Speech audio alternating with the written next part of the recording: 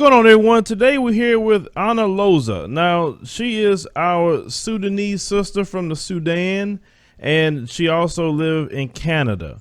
Now, she wants to speak to us about a few things that's very important. You remember that we did a story about Demetria Obalor and what she went through on her job at the hands of a jealous Caucasian woman, speaking about her and the way she dressed, but even though she's dressing no different than other news reporters. And we want to speak to Anna today about that, among many other things. So, Anna, thank you for joining us on the show today. Thank you for having me.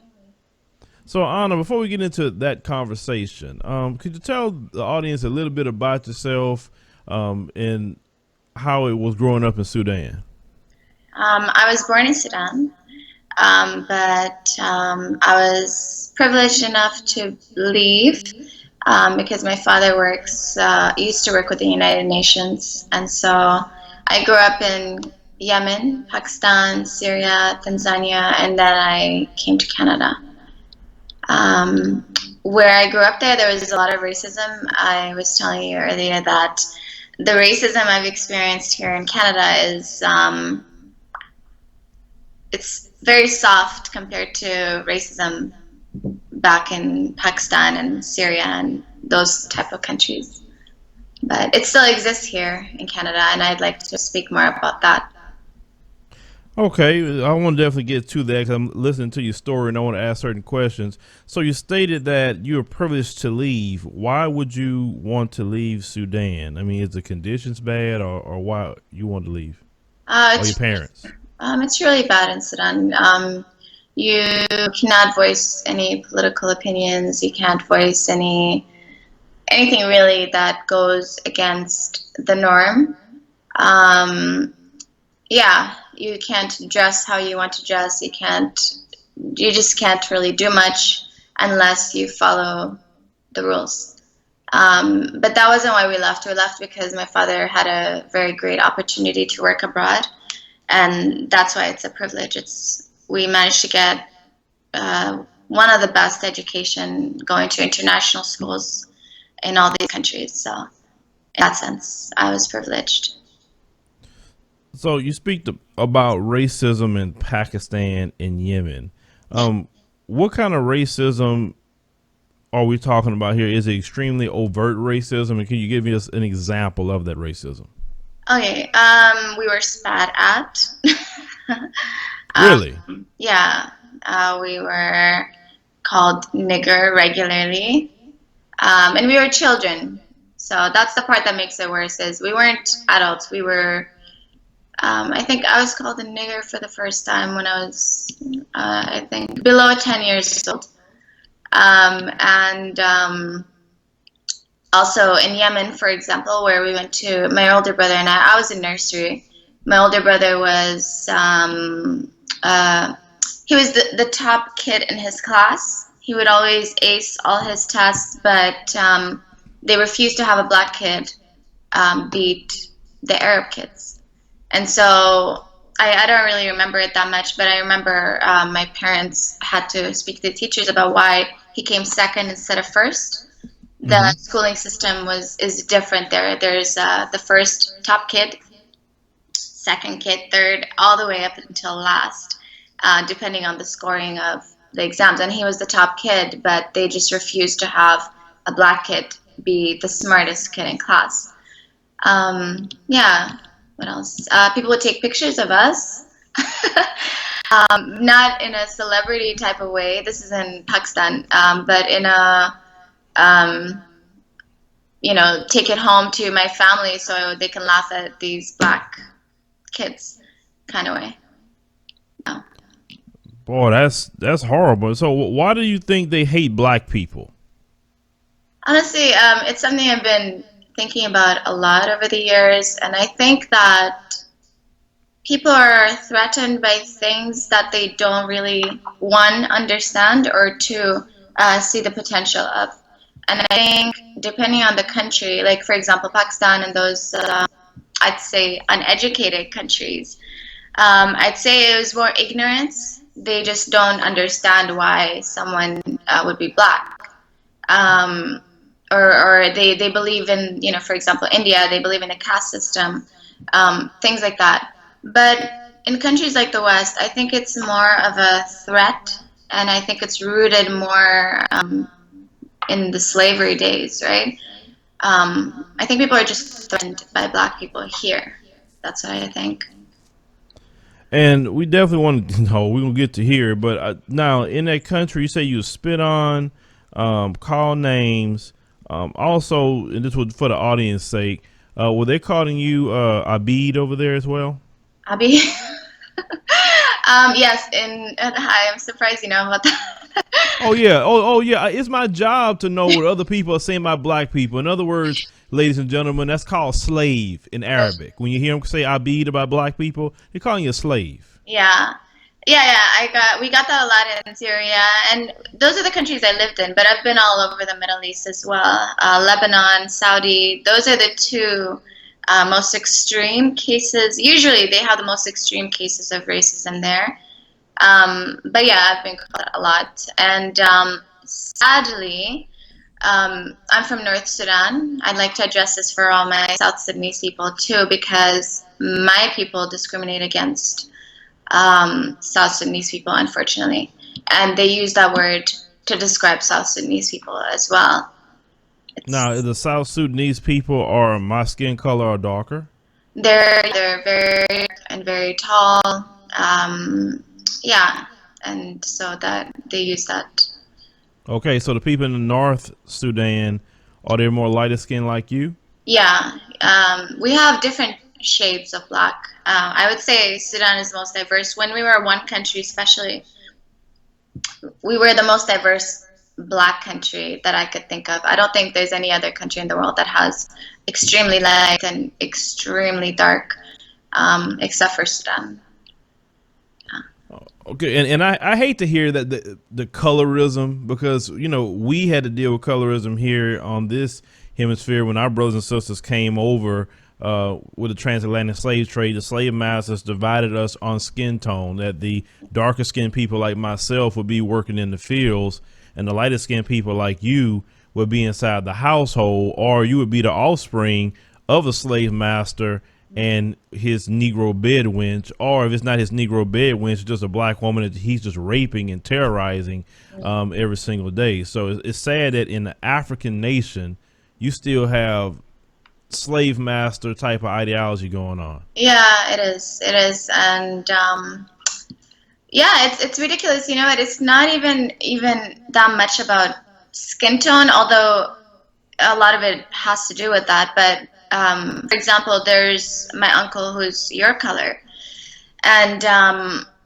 he was calling the South Sudanese Abd, and it can be, or someone who's just a little bit lighter than they are, calling them Abid, right? Or Abd, and it's just I don't know. It's ridiculous, but yeah, that's my country. Yeah. Yeah. So unfortunately, as I've been doing a lot of international interviews with people from African nations, it seems like we have the same problems worldwide. It's like it's not anything much of a difference. It's not, no. And yeah, I mean, anywhere you go to in Africa, again, you see they make fun of South Sudanese too, actually, other African countries. Yeah, it's like an insult if you're that dark. Yeah. So I mean, obviously, you would see, in which I see it, is the imprint of white supremacy on the world. The man that's melanin deficient, that has no color, with recessive genes, trying to tell people with melanin rich skin, children of the sun, that something's wrong with them. I mean, I have to give white supremacy that. They did a great psychological job on a lot of people all over the world. Right. Now, you talked about colorism. Why is it that we as African people throughout the diaspora, why do you think we have a self-hate issue? Like, why is that even happening in African nations? Because if it's not that, then you will see some sisters that's using bleaching cream to lighten their skin. Yeah. So why do you feel we have this self-hate issue? That's a good question. Well, I mean, I'll just talk about my own experience growing up. When you're, let's say, when I was a kid, I watched people apply the cream, the bleaching cream, and there was a point where I applied it too, and then it was like a constant struggle for myself too, where I would um, want to be lighter, not really understanding the consequences of that. This was when I think I was 12 years old when I first applied it. And I stopped shortly after. Luckily for me, I questioned everything. And I realized that, okay, well, why am I not happy with my skin? And I realized that it's because my cousins did it. Everyone I knew bleached their skin. And when I say bleach, it's a cream. It's called Fair and Lovely. I don't know if you've heard of it. But they use it in Pakistan, they use it in India, they use it all over Sudan and parts of Africa as well.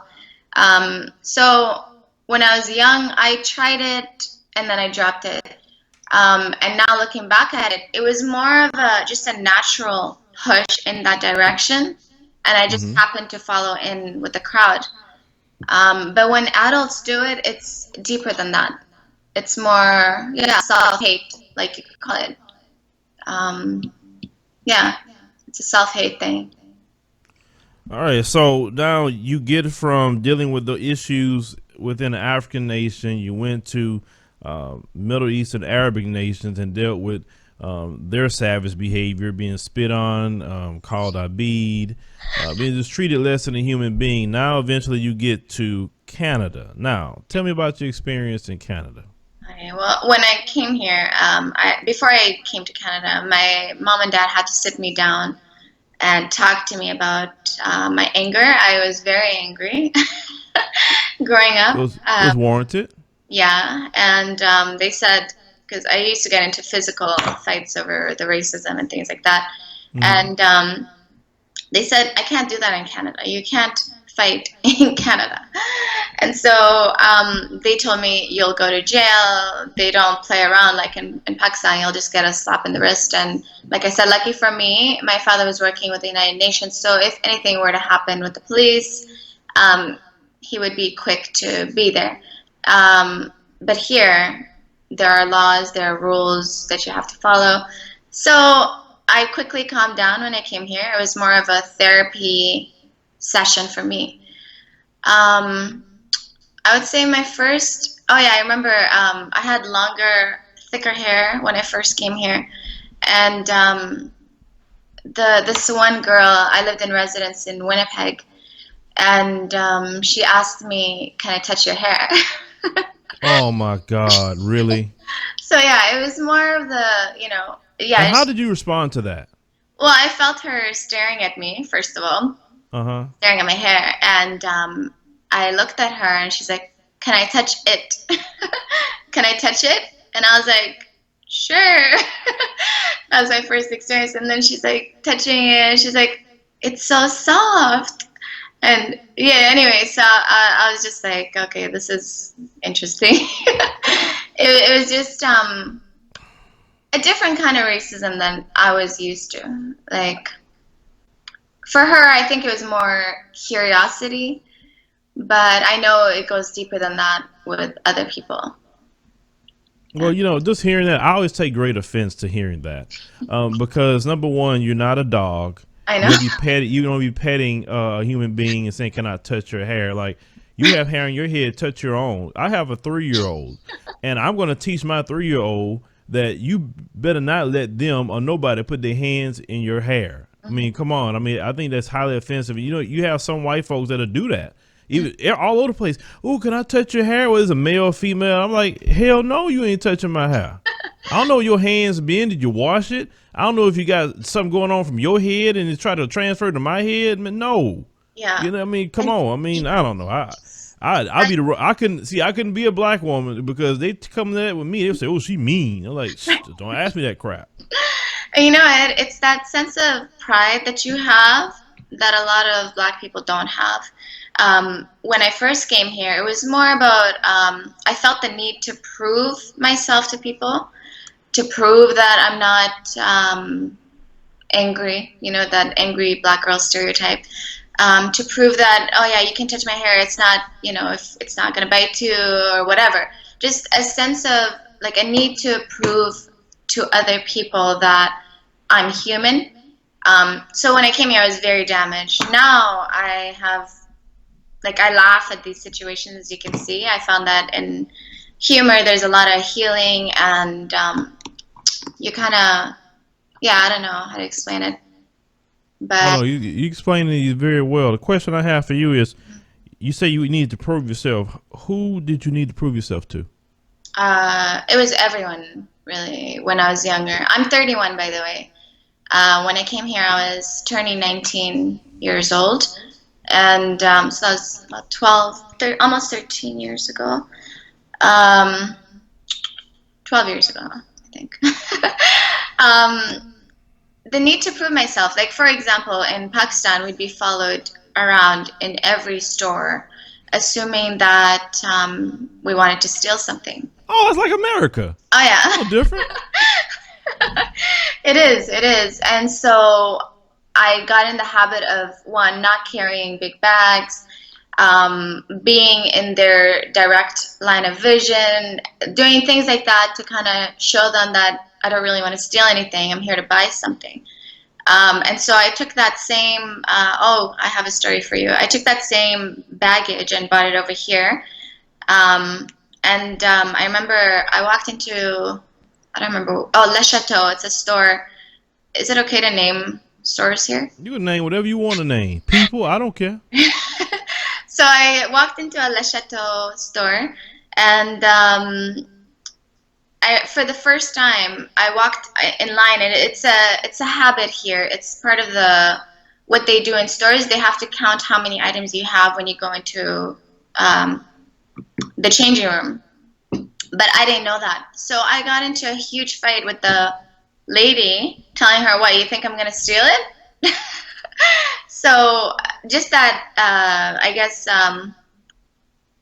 lack of cultural awareness of how things are done here, based on my experiences there, I got into an altercation with her, and I refused to buy from that store until I realized that this is what they do here. They count the number of items you have before you enter the changing room. Yeah.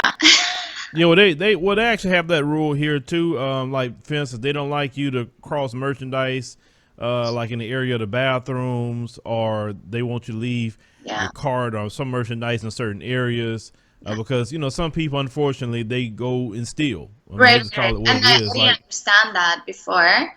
And so I took it as, because of my past trauma with the following around in stores, I just assumed that she was being racist. Which I many times, understand.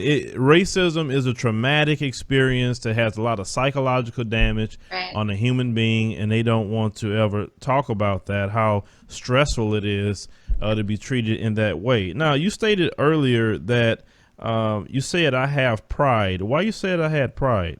Yeah, you have pride in the sense that when you respect yourself, you wouldn't let people touch your hair, especially people you don't know.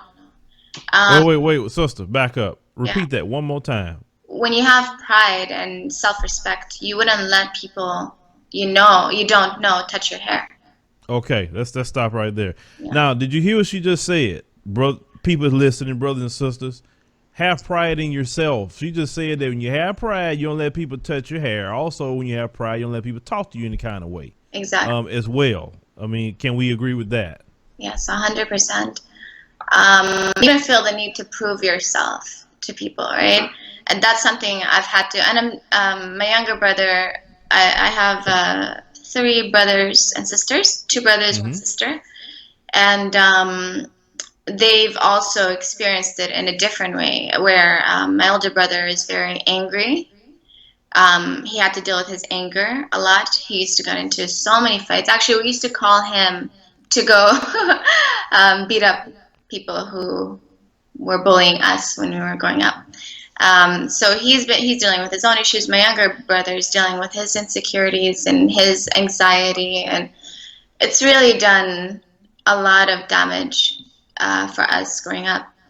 Um, there's a South Sudanese girl who I went to high school with who ended up bleaching her skin, and she still to this day bleaches her skin while living in Sudan. Oh wow. We were raised in Pakistan. She started feeling insecure, and I don't blame her one bit. And then she went to Sudan, where she started bleaching her skin. Yeah, it really, really damages. For people who bleach their skin, we should really, one, educate them, and two, empathize with them, because it's a deep issue. It's a deep-rooted issue.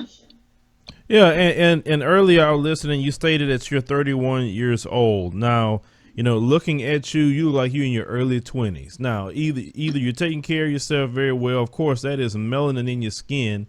Why would you want to damage that God-given melanin that makes you look young? You know, like, come on. Like, if you look at someone your age in the country you're in right now, they do not, and we talking about the native, so-called native people of Canada, they do not look as youthful as you at 31.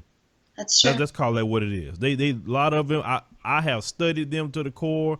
They start their age, especially the women, when they get about definitely 35, they really tank down on aging, you know, in aging process. But it's a reason. It's a way they can actually stop it, a small way. But I'm not going to tell them. That's not my business to tell them. But what I'm saying is, you have melanin. It is a blessing to have that. Don't bleach your skin. I know, yeah. No, like, love what you have, and it's just really sad to hear that. So, you know, we talked about before we got started the story with Demetria Obalor here in America, how that she was attacked by a white female because of the way she looked physically, and it just an inherent jealousy. She's beautiful. Oh my God, her body's amazing. Everything about her is just gorgeous. Okay, so in America, and I've seen this with my own two eyes, just going through jobs or school or whatever, that the white female, of course not all, but a lot of white females have this inherent jealousy or this competition with black women. Now, have you ever experienced that? 100%, yeah, I did.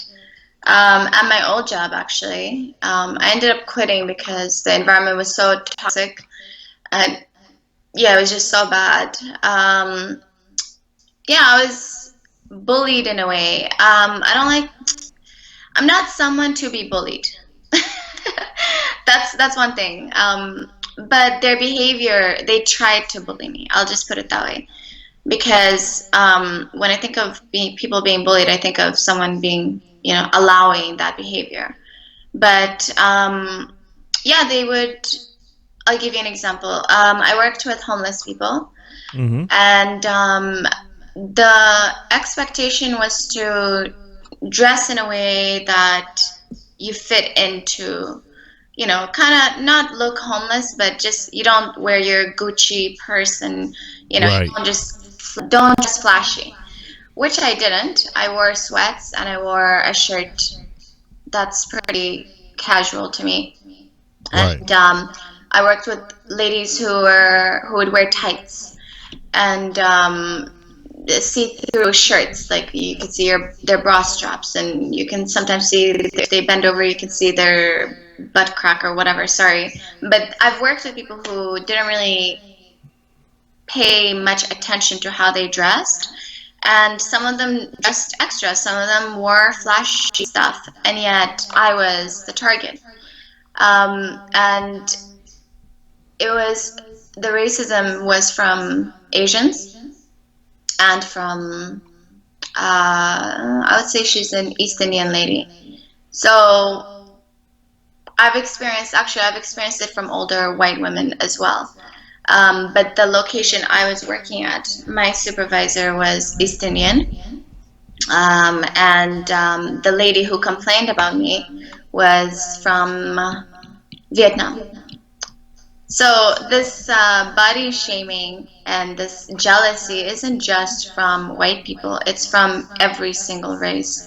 And if you are a black woman and you have a voluptuous body, which the majority of black women do, you're going to receive that kind of hatred. So for me, they gathered together, discussed, talked about me, And then one of them, the lady from Vietnam, she came to me and she said, what you're wearing is inappropriate. Maybe you should wear something less, that doesn't show your body as much, because I'm concerned for your safety. That was her argument the first time. Mm-hmm. So that was the first time. I told her, I just kind of brushed it off. And the second time, she came to me again and she said, what you're wearing is inappropriate. I'm worried about you, blah, blah, BS. Her and I were never on good terms, so that comment coming from her was complete BS. So then I told her, look, when I wake up every morning, I try out a million outfits, and then I chose this outfit today. So I know what I'm doing, basically. That ended up, she stopped talking to me after that about how I'm dressing. And the funny thing is, not that this should matter, I was administering medication to the people who lived in the building. They're drug addicts and things like that, so I was giving them their medication. She was the one who was cleaning the building, and she's friends with my boss. And so it's not so much about classism, but the fact that I worked, like, no matter how hard you work as a black woman, you work hard, you go to university, you do whatever, and then you get a position that's supposed to be a respectful position, and then you have people who are in positions that are less than yours telling you how to do your job or how to dress. So it doesn't matter how successful you are as a black woman, you can still be undermined by people who, from different races, who don't work as hard as you. You're still beneath every other race, regardless of what position you are in. Sorry. That's another Oh, topic, though. well, the whole world, and this is why I say to all of us black people, the whole world hates black people. Yeah. And when black people realize that and understand it and process that, then it's okay. It's okay to be hated. That's fine. You'll live. But we need to unify, and that's what I promote. I'm not against dividing with someone based on, well, you light skin, or if a person is a different religion than me, because some people may be Christian, some people may be Muslim or Nation of Islam or Hebrew Israelite, or they could be atheists. I don't care what you are. My thing is, at the end of the day, we all black. Can we just at least join that we black? We all living in the same world. And can we unify to go against the systems that you're talking about? Right. Because that's ridiculous to be treated that way. And then usually on these jobs you're talking about, Yeah. being black, you have to be 10 times more educated Exactly. than some of the, especially the Caucasian counterparts. A lot of times, Right. they don't have the same education as you. Yeah. And yet they're your boss. Exactly. It's true. And not just that. Let me just not take back what I said, but I want to explain it more. It's not about myself having a better job than someone who's cleaning the building, for example. I respect people in whatever position they're in. It's more about the fact that you can work so hard and be a boss or be a manager or move up on the ladder, but you're still going to be undermined just based on your race by anyone. Whereas, let's just say everyone working there was white. The lady who's cleaning the building, chances of her talking about the lady who's administering medication, she would never receive that kind of disrespect. Do you know what I mean? Mm-hmm. So anyway, the rules just don't apply to us when it matters. So anyway, after that, I guess I don't know how long after that incident, after she told me for the second time, my boss called me into her office. This is the East Indian lady. And she said, a few of the ladies have been talking, have concerns about the way that you're dressing, and they see it as inappropriate. She's the same age as me, by the way, this lady. And I said, do you find what I'm wearing inappropriate? And she said, no. I said, then I don't really care what they think. Then we got into it, and she actually said this. These lines came out of her mouth. we got into some sort of a debate. I said that um, we got into a debate about how women's dressing is constantly being criticized. And I didn't talk about race, I didn't do any of that. But I told her, if you're trying to, she said that they're concerned for my safety, basically. They don't want the people we work with raping me, attacking me, whatever. And I told her, if they cannot control their actions, and they rape me, let's say, or they do something to me, why should I change? Why should I have to be the one to change my dressing so that they cannot attack me? And I told her that's perpetuating the idea that a rape victim is at fault because of the way that she's dressing. So anyway, that was yeah. Anyway, it was just a whole. Well, I'm gonna tell you what you're saying is, well, we was all talking, and we feel like, wait a minute. I'd be like, hold on, I'll have to be kind of rude. I'm like, what? Sure. I was like, what are you whores talking about? I had to use that word. I was like, y'all sitting up here discussing my body? Right. I was like, isn't that kind of weird? Y'all huddling together discussing my body. Like, what are you saying I know. about me? What the way my clothes look on my body, or the way I walk? What? I said, y'all lesbianas or something? I'm just trying to figure that out. Why y'all discussing my body? Well, I mean, obviously they're a bunch of haters. I mean, I knew they were haters from the beginning, but you can't really tell them that, Man, look, I don't care. Look, when you I've learned a long time ago about jobs. Mhm. Is this? I came here looking for a job. I'll leave here looking for a job.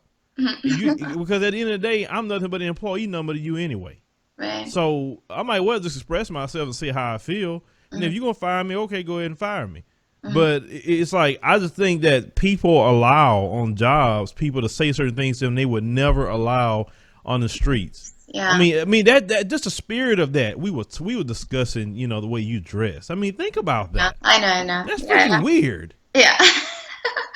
I know. You know what though? When they get into that bully mentality, nothing you say really is gonna make a difference. They've already decided that, and you know what? A lot of them don't even realize that it comes from jealousy. Like a lot of them don't even take the time to analyze how they feel. Because if you do look at it, it is 100% jealousy, but not jealousy because like any other girl. It's the fact that how dare a black girl be prettier than me? And how can she be competition? That's basically what it comes down to. Because to them, we shouldn't be attractive. A black woman should not be attractive. And yet, when black women are attractive and they're competition and they see that the men at work are giving them attention, then they just don't understand it. They don't realize that, yeah, I don't know. Well, and I've seen that. This is the crazy part. At least in America on jobs, I've seen women who are black and they're attractive. They get a lot of attention from black men, which is normal in my opinion to get attention, definitely from the men of your group. And you would have white women did not like that. I say, wait a minute, hold on. These are black men paying attention to a black woman. That should be normal. But they were mad that some of them would try to, flirt with the guys. Like, man, I don't talk to you. I mean, I want to see what the sister's talking about. Like, was she, she single? Like, what she got going on? Like, did you experience any of that where black men was trying to say different things to you and they saw that and they didn't like that? You know what? In Vancouver, there aren't that many black people, period. Oh, poor baby. Yeah, so I'm sorry. Yeah, I'm sorry. You need to get around some other black people. Yeah. I always tell black people in America that live in them northern states, there's hardly no black people. I say, I don't see how you do it. I have to be around some black people. So in the South, in the U.S., Texas, Louisiana, Georgia, etc., you have the majority of black people all the way up to the East Coast, literally where the majority of slavery happened. We still kind of living in those areas. I mean, some of us on the West Coast and etc. But I personally couldn't do it. I couldn't live in an area where I couldn't be around no black people at all, or I couldn't get to black people. Yeah. I don't know. That's actually one of the reasons why I decided to come to Canada, is my options were Dubai, which I don't know, I keep hearing it's very open-minded, it's not racist, blah, blah, blah. But just the idea of living in another Arab country Yeah. was just not, I didn't want to do it. And it was the best decision I made actually coming here. Because I would have still been very angry, very self-conscious, unaware of, my rights and things like that. Okay, so now in Canada, a lot of people are always talking about Canada and versus America. Now, have you spent time in America?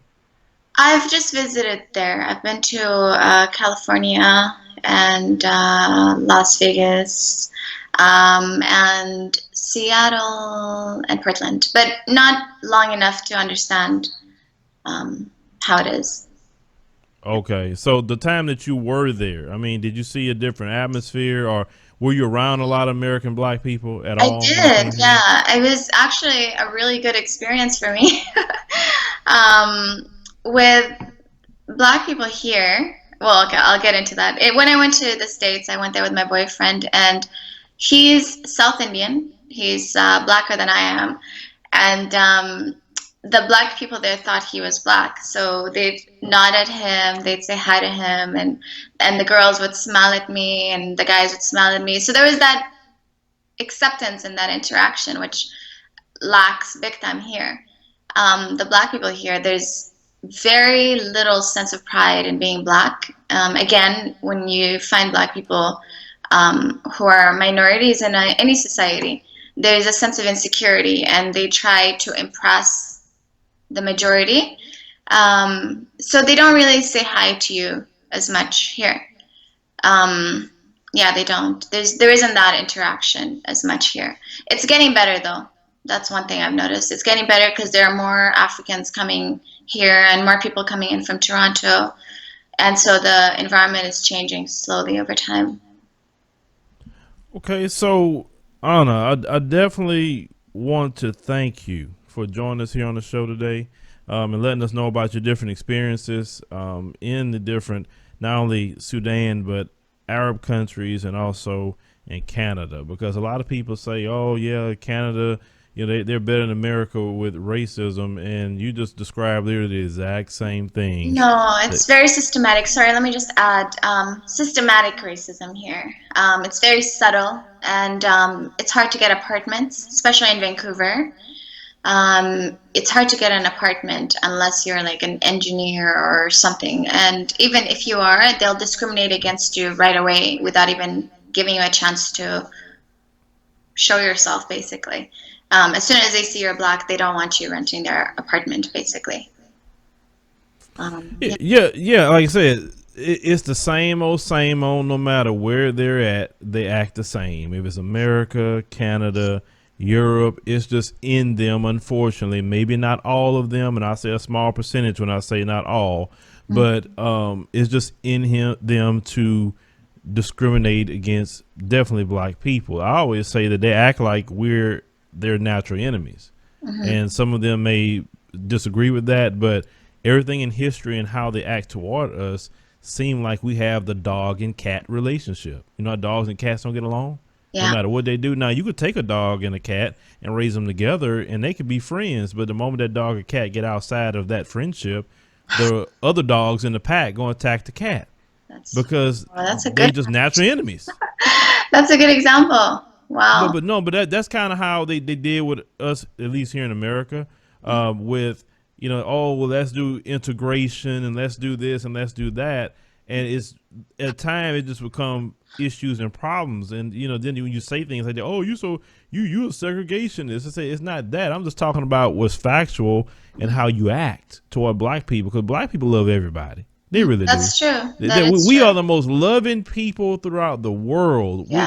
We love to our detriment. Right. That's our problem. We love that much that we'll like, well, maybe this person, maybe that person. If we actually had more pride in ourselves and loved our Blackness and wanted to produce more families within our community, keep feminism out of our heads, and keep toxic comments that come from the Caucasian male out of our heads, then we can produce, just great families. Now, I know in a lot of African nations, they definitely believe in family.